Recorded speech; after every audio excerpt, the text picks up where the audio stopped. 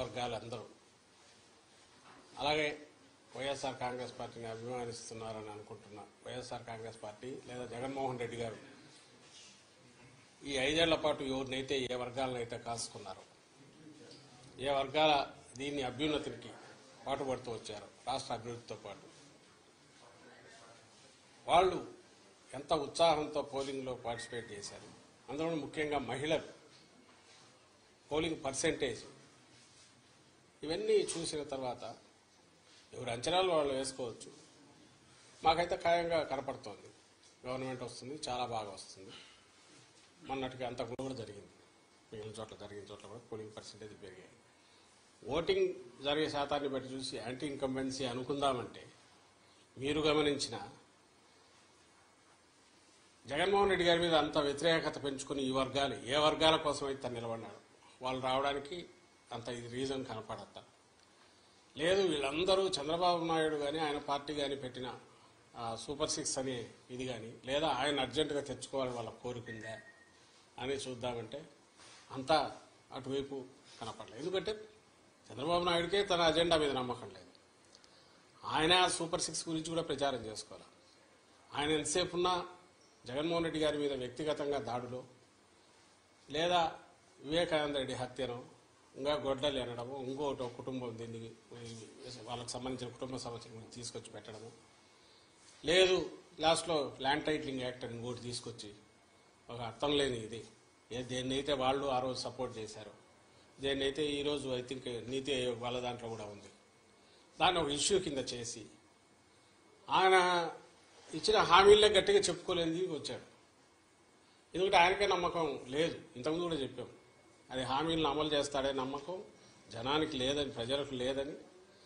అది ఆయనకు అవగాహన ఉంది కాబట్టి అది వదిలేసి కేవలం వైఎస్ఆర్ కాంగ్రెస్ పార్టీని లేదా వైఎస్ఆర్ కాంగ్రెస్ పార్టీ నాయకులను అందరికంటే ముఖ్యంగా జగన్మోహన్ రెడ్డి గారిని వ్యక్తిగతంగా దూషిస్తూ మొత్తం వాళ్ళ క్యాంపెయిన్ అంతా దాంట్లో నడిచింది. సో ఆ నేపథ్యంలో ప్రజలు ఆయన ఇచ్చిన హామీల మీద నమ్ముకొని వచ్చింటున్నారనడానికి అది కనపడట్లా. ఉంటే ఆయనే చెప్పేవాడు దాని గురించి, వాళ్ళు దాని గురించి మాట్లాడేవాడు. వేరే మా నాయకుడు ఆయన మొత్తం ఒకే థీమ్ మీద మీరు గమనిస్తే ఈ 5 ఏళ్ల పాటు తాను రాష్ట్ర అభివృద్ధికి సంక్షేమం ద్వారా లేదా మొత్తం డీసెంట్రలైజేషన్ ఆఫ్ పరిపాలన సుపరిపాలన అందించడం ద్వారా తాను ఏం చేశాడో ఇవే చెప్పాడు. ఇవి కంటిన్యూ కావాలా అనుకుంటే నన్ను దీవించండి అని అడిగాడు. ఈ థీమ్ బలంగా కంటిన్యూస్ జనంలోకి వెళ్తూ వచ్చింది. మేము ఎప్పుడు చెప్తుండేవాళ్ళం కదా, 87% లబ్ధిదారులు ఏదో ఒక రూపంలో బెనిఫిట్ పొందిన వాళ్ళందరూ అవును ఇది నిజం అనుకున్నారు. కరెక్టే కదా, ఇది కంటిన్యూ అయితే మా బతుకుల్లో ఇంకా మెరుగైన మెలుపు వస్తుంది, మేలు మలుపు వస్తుంది, ఇంకా వెలుగు పెరుగుతుంది, కుటుంబం అభివృద్ధి జరుగుతుంది అని వాళ్ళు నమ్మారు. ఏదైతే హోప్ పెట్టుకున్నామో వాళ్ళు ఓన్ చేసుకున్నారు ఈరోజు. అది కనపడుతుంది. అంటే మా దాంట్లో ఇది క్రిస్టల్ క్లియర్గా ఒక వ్యాలిడ్ రీజన్ కనపడుతుంది. నాకు టీడీపీ వైపు నుంచి ఒక్క రీజన్ చెప్పండి, మేము మీడియానే అడుగుతున్నాం, ఇదిగో ఈ రీజన్ వల్ల వీళ్ళకి వచ్చి ఉండొచ్చు కదా అని అనుకోవడానికి ఒక్కటి చెప్పండి. అప్పుడు ఇదే వస్తుంది. అయినా సరే వాళ్ళు బింకంగా ఏదన్నా అనుకుంటే ఆయన చంద్రబాబు నాయుడు గారిని చూస్తే మీకే తెలుస్తుంది. ఆయన ఈ మధ్య మామూలుగా అయితే ఆయన బయటికి రాగానే ఎన్నికలు రాగానే 2000 చూపించి విక్టరీ సింబల్ ఏదో చూపించాల్సిన ఆయన అది చేయట్లా. ఆయనకు ఎవరు డౌట్ వాళ్ళకు తెలుస్తోంది. It is well return on the wall. రేపు June 4th దీంట్లో కౌంటింగ్లో రాబోతోంది. అది దానికి సరైన కారణం ఉంది.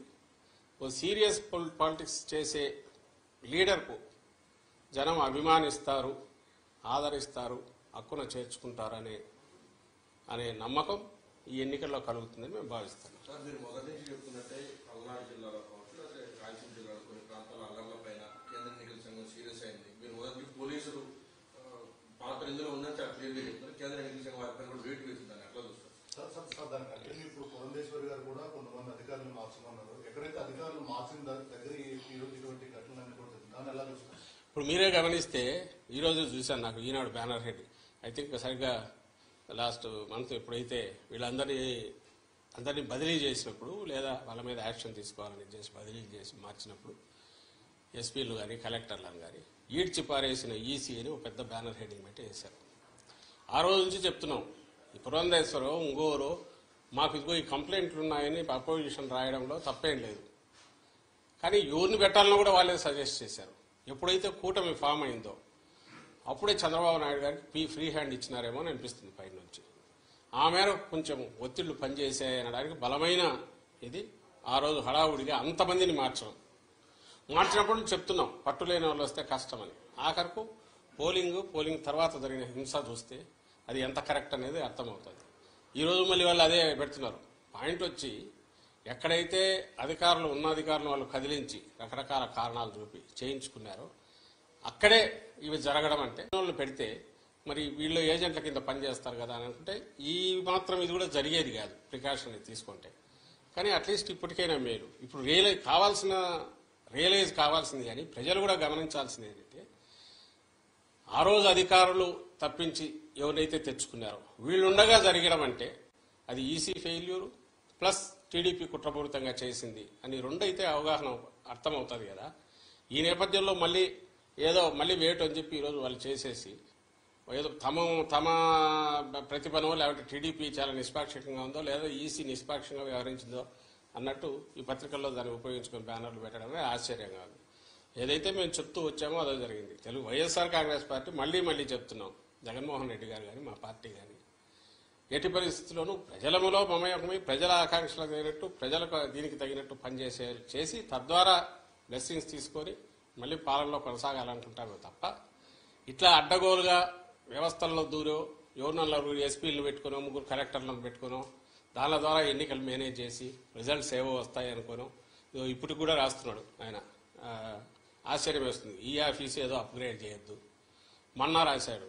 ఇది పథకాలు ఆపేసి కాంట్రాక్టర్లకు బిల్లులు పే చేస్తున్నారు. అసలు ఏమనుకుంటాడో అర్థం కావట్లేదు ఆయన చంద్రబాబు నాయుడు. అధికారం లేక ఆల్రెడీ వచ్చేసాను అనుకుంటున్నాడు. మధ్యలో 5 ఏళ్ళు గ్యాప్ వచ్చినా కూడా తనకుంగా ఇది దిగినట్లేదు. ఇది కూడా ఈ ఆఫీస్ ఇదేమో పంచాయతీ ఆఫీసా స్టేట్ గవర్నమెంట్ అంటే? పంచాయతీ ఆఫీసు ఇంకో దగ్గర ఎక్కడ మారుమూల తెలియని దీంట్లో ఏ కనెక్టివిటీ లేని చోట ఏదైనా ఫైళ్లు తారుమారు అది అనుకోవచ్చు. ఒక గవర్నమెంట్ అనేది అది ఎవరైనా ఉండొచ్చు. రికార్డులన్నీ మాయమైపోతున్నాయి. ఈ ఆఫీస్ అప్గ్రేడ్ చేయొద్దు అంటే ఏదో ఈయన వచ్చేస్తున్న ఇంప్రెషన్ ఇస్తా స్టేట్మెంట్లు ఇవ్వడము లేదా గవర్నర్కి అందరికి లెటర్లు రాయడము. ఏమాత్రం ఆయన ధోరణి మారలేదు ఈ ఎన్నికలు అయిపోయిన తర్వాత కూడా అనేది అర్థమవుతుంది.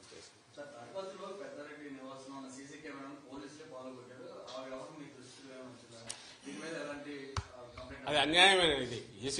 సీసీ కెమెరాలు అనేవి అది వీళ్ళు చేసిన పనే. వాళ్ళకి కావాల్సిన వాళ్ళని వీళ్ళని తీసుకొచ్చో అక్కడ పెట్టుకొని దౌర్జన్యానికి దిగి హింసాకాండ క్రియేట్ చేసి భయోత్పాతం క్రియేట్ చేయడము, దాంట్లో నుంచి ఏదైనా లాభం పొందాలని చూడడం ఏదైతే ముందు నుంచి టీడీపీ నేచర్ ఉందో ఇక్కడ కూడా అదే కనపడుతుంది. సీసీ కెమెరాలు ఉండేదే ఎవరైనా నేరం ఏదైనా జరిగితే దాన్ని పట్టుకోవడానికి ఉపయోగపడాల్సినవి.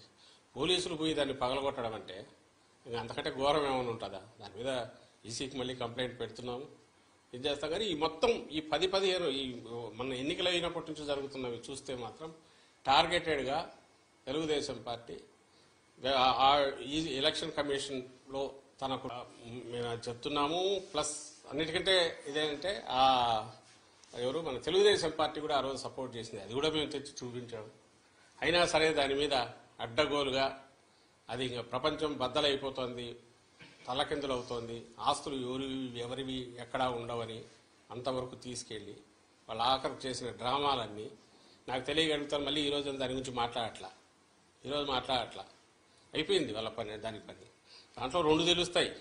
నేను ఇంతకుముందు అన్నట్టు వాళ్ళు ఇచ్చిన ప్రామిసుల మీద వాళ్ళకి నమ్మకం లేదు. వాళ్ళను జనం తెలుగుదేశం పార్టీని నమ్ముతున్నారనే నమ్మకం కూడా వాళ్ళకి లేదు. బెదరగొట్టడం ద్వారా ఏదో చేయాలని, భయపెట్టడం ద్వారా ఏదో జరగబోతుంది చేయాలని ల్యాండ్ టైటిలింగ్ యాక్ట్ అనేది అది వచ్చేసింది. అది వస్తే మీ బతుకులన్నీ ఇదైపోతాయి, మీ ఆస్తులు మీవి కాదని ప్రచారం చేయాలని చూశారు. ఆ నెగిటివ్ దాంట్లో పడి వాళ్ళు కొట్టుకుపోయినారు. దాని రిజల్ట్ ఏదైనా ఉంది అంటే అది తెలుగుదేశం పార్టీకి నష్టం జరిగింది అనేది పోలింగ్ చూస్తే అర్థమవుతుంది. ఈరోజు ఆఖరికి అర్థమైందిగా. అంటే నీతి ఆయోగ్ వాళ్ళే ఆర్టీఐ యాక్ట్ కింద ఎవరో పెడితే క్లారిఫికేషన్ ఇస్తే దాన్ని వాళ్ళు కూడా మేము సపోర్ట్ చేస్తున్నాం మంచి ఇదని వాళ్ళు అన్నారు. ఇది రియాలిటీ వాస్తవం ఏదంటే 5 ఏళ్ళు బ్రహ్మాండంగా ప్రజలను రాష్ట్రాన్ని కాసుకోవడము, రాష్ట్ర అభివృద్ధికి కానీ సంక్షేమానికి కానీ కట్టుబడి ఉండడము, ఏది చేసినా ప్లెయిన్గా ఉండడము, దిక్కుమాలిన కుట్రలో కుతంత్రాలో ఇలాంటివి చేయకుండా ఉండడము ఇది జగన్మోహన్ రెడ్డి గారి లక్షణం. చంద్రబాబు నాయుడు ఏమో దానికి పూర్తి రివర్స్. ఆయన ఏది చేసినా దాన్ని ఓ పీక్కు తీసుకెళ్లి గోబెల్స్ తరహాలో ఒక అబద్ధాన్ని పదే పదే చెప్పి అది నిజమని నమ్మించి ఆ ప్రాసెస్లో తను బయటపడాలనుకుంటాడు. బయటపడడం కాదు, మునుగుతాడని ప్రతిసారి రుజువు అవుతున్నా కూడా ఆయన అదే ప్రయత్నం చేస్తాడు. ఇప్పుడు కూడా దానికే పోయాడు. అంతకంటే ఫార్స్ ఏది ఉండదు. ల్యాండ్ టైటిలింగ్ యాక్ట్ మీద అతను ఆడిన డ్రామా ప్రతి ఒక్కరికి తెలుసు. ఈ బిల్డింగ్ ఎవరిదో రెంట్కి తీసుకున్నావు, వాళ్ళ ప్రకారం ఈయన భయపడి ఉండాలి. ఆ పక్కన పొలం ఉంది, వాళ్ళు భయపడి ఉండాలి. ఇంకో పక్క ఎవరు భయపడతారు? ఎవరి ఆస్తులకు ప్రమాదం వచ్చింది? ఏమీ రాలే.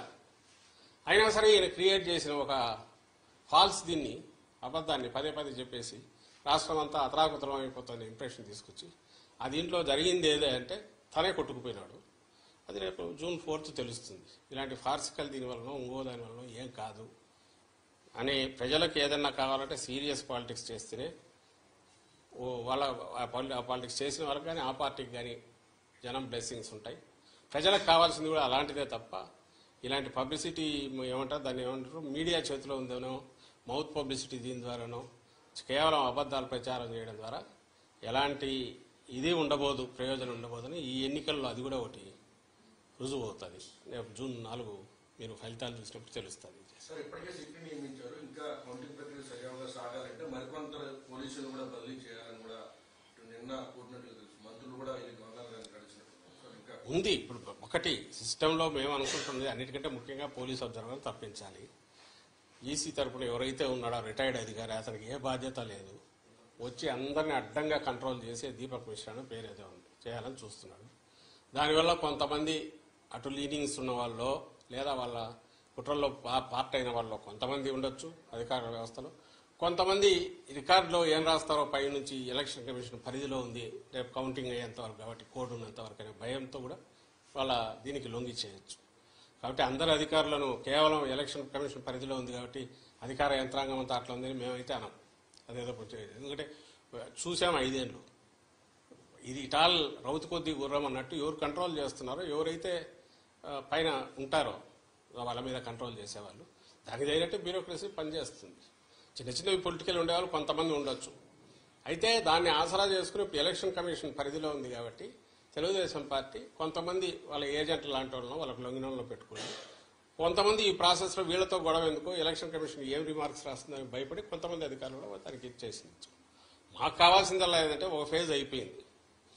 వైఎస్ఆర్సీపీకి సంబంధించినంత వరకు పీస్ఫుల్ ఎలక్షన్స్ పోలింగ్ అండ్ పీస్ఫుల్గా అన్నీ జరిగితే అంటే అడ్వాంటేజ్. ఎందుకంటే మేము స్ట్రైట్ పాలిటిక్స్ ప్లే చేసేవారు, కుట్రలు తెలియదు, ఓపెన్గా ఉంటాం పార్టీ యాజ్ సచ్. ఎందుకంటే లీడర్ అట్లా ఉంటాడు కాబట్టి దాపరికాలు ఉండవు. ఒకటే లైన్ ఏదైనా ఉంటే అది చెప్తారు, చెప్పిందే చేస్తారు. ఇన్ని ఉన్న వాళ్ళము మేము ఒకరిద్దరు అధికారుల మీద డిపెండ్ అయ్యో లేక అధికారుల వ్యవస్థను లోపరుచుకోనో వ్యవస్థను మేనేజ్ చేయడం ద్వారానో ఏదో చేయాలని అయితే మా పార్టీ ఎప్పుడు అనుకోదు, మా నాయకుడు ఎప్పుడు అనుకోడు. అది అందరికీ ఈ 10-12 ఏళ్లలోనే ప్రజలకు కూడా అందరికీ అవగతమైంది. ఆ దుర్లక్షణం ఉండేది వ్యవస్థలను పాడు చేయడము, మేనేజ్ చేసుకోవడము, మ్యానిపులేట్ చేయడము, తద్వారా పవర్లోకి రావాలనుకోవడం, దాంట్లో బోర్ల పడడం, మళ్ళీ అయినా సరే బుద్ధి రాకపోవడం, అది తెలుగుదేశం పార్టీకి చంద్రబాబు నాయుడు లక్షణం. కాబట్టి మేము అధికారులందరినీ మార్చమనడము ఓటు కూడా అనం. ఎన్నికల కమిషను బాధ్యతాయుతంగా వ్యవహరించింటే, కమిషన్ అంటే I'm not saying commission per se total, దాని తరఫున ఎవరైతే డెప్యూట్ చేశారో వాళ్ళు కొంచెం డిస్క్రిషన్ యూజ్ చేసి నిష్పాక్షికంగా కంప్లైంట్ వస్తే లోతుగా చూసి, అలాగే దానికి ఆల్టర్నేటివ్ ఏదైనా చేసేటప్పుడు అది కూడా లోతుగా చూసి, అంపైర్ అనేవాడు బ్యాలెన్స్డ్ ఎట్టున్నారు అట్లా ఉండగలిగి ఉంటే ఈ పరిణామాలు, హింస ఇవి జరిగేవి కాదు. ఇప్పటికైనా అలాంటివి జరగాలంటే ఆ పోలీస్ అబ్జర్వర్ను మార్చాలనేది మా విజ్ఞప్తి. ఆల్రెడీ అది కూడా ఎలక్షన్ కమిషన్ పంపించాం, ఈ రోజు కూడా మళ్ళీ పెడుతున్నాం. అది జరిగితే మిగిలినవన్నీ గాడిలోకి అవే పడతాయి. అండ్ కౌంటింగ్లో అట్లా మాది శక్తివంతమైన పార్టీ, గట్టిగా ఉంటారు, అందరూ ఏజెంట్లు ఎక్కడికెక్కడ కూర్చుంటారు. మేమే అధికారాన్ని నమ్ముకొని దాని ద్వారా ఏదో చేయాలనుకునే వాళ్ళం కాదు. పార్టీ వ్యవస్థాగతంగా ఉంది, కింద అభ్యర్థులు స్ట్రాంగ్గా ఉన్నారు కాబట్టి అక్కడ ఏదో జరుగుతుంది ఇదేం మాట్లేదు. దాన్ని ఎదుర్కోలేనంత దీంట్లో వీక్ దీంట్లో కూడా పార్టీ లేదు. ఓన్లీ థింగ్ ఈజ్ దానికి అవకాశం లేకుండా చేయడం అనేది ఎన్నికల కమిషన్ బాధ్యత.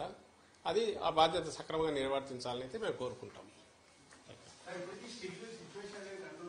భవిష్యత్తులో కూడా 2 వారాల పాటు కౌంటింగ్ తర్వాత కూడా సిచ్యువేషన్ కంట్రోల్ చేయడానికి సెషన్ బాగా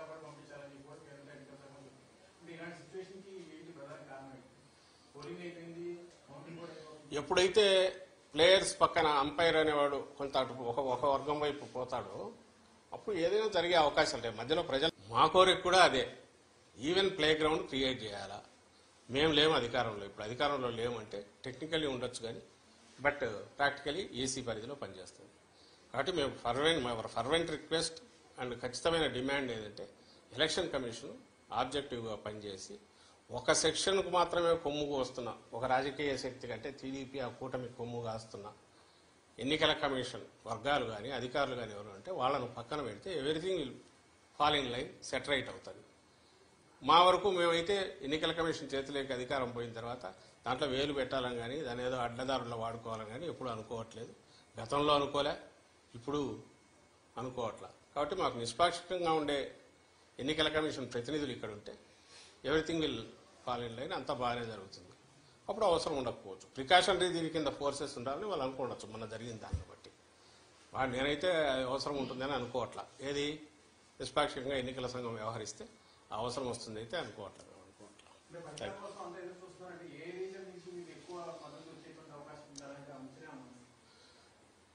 చెప్పాం కదా, కుప్పం నుంచి ఇచ్చాపురం వరకు మొత్తం జగన్మోహన్ రెడ్డి గారి పాలనలో ఏ కాన్స్టిట్యుయెన్సీలో ఏ నియోజకవర్గంలో ప్రయోజనం అందలేదో చెప్పండి.